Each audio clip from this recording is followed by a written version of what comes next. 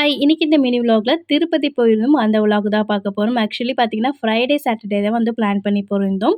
இது ஆல்ரெடி வந்து 300 டிக்கெட்ல போனதுனால வந்து எங்களுக்கு 2 மணிக்கு வந்து தரிசனம் வந்து குடுத்துருந்தாங்க. ரூம் எடுத்துட்டு அதுக்கப்புறம் சாமி கும்பிடுறதுக்கு வந்து 1 மணிக்கெல்லாம் போய் நின்னுட்டோம்.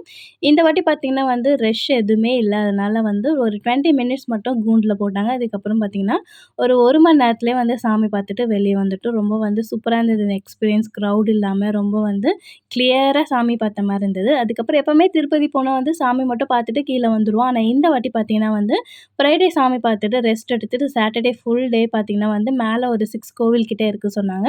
ஸோ அங்க தான் போய் விசிட் பண்ணி பார்க்கலாம்னு சொல்லிட்டு வந்து போயிருந்தோம். இந்த பிளேஸ் பார்த்தீங்கன்னா வந்து பாவ விநாசம். இங்க பார்த்தீங்கன்னா வந்து ஒரு தீர்த்தம் மாரி வரும். அத தெளிச்சோம்னா நம்மளோட பாவங்கள்லாம் நீங்கும் அப்படி வந்து சொல்லியிருந்தாங்க. இங்க வந்து ஒரு கங்கை அம்மானே இருக்காங்க. ஸோ அவங்கள வந்து தரிசிச்சுட்டு அதுக்கப்புறம் இந்த தீர்த்தத்தலாம் கொஞ்சம் வாங்கிட்டு அதுக்கப்புறம் வந்து நல்லா தெளிச்சுட்டு, இங்க பார்த்தீங்கன்னா வந்து ஒரு காட்டு அணில் இருந்தது. அது நம்ம என்ன குடுத்தாலுமே சாப்பிட்டுட்டு இருந்தது. தேங்காய், மாங்காய் அந்த மாதிரிலாம். அதுக்கப்புறம் இது ஒரு டூரிஸ்ட் ஸ்பாட்டுன்றதுனால ஷாப்பிங் பண்றதுக்கு நெறைய ஷாப் இருந்தது. அதுக்கப்புறம் நான் வந்து ஒரு நாமம், சங்கு சக்கரம் போட்ட செயின் வாங்கணும்னு சொல்லிட்டு ரொம்ப நாள் ஆசை. அதையும் கலெக்ட் பண்ணிட்டு வந்துட்டேன். இங்க பார்த்தீங்கன்னா வந்து டிஸ்டிக்கான ஐட்டம் தான் நெறையவே இருந்தது. அதுக்கப்புறம் வந்து இந்த ராசிக்கல்லாம் சொல்லுவாங்கல்ல, அந்த மாரி ஐட்டம்லாம் இங்க நெறையவே இருந்தது. அதுக்கப்புறம் கரையெல்லாமே விசிட் பண்ணிட்டு, அங்கருந்து வேற ஒரு கோவிலுக்கு தான் போனோம். என்ன கோவில் சொல்லிட்டு நெக்ஸ்ட் வீடியோல பார்க்கலாம். பை.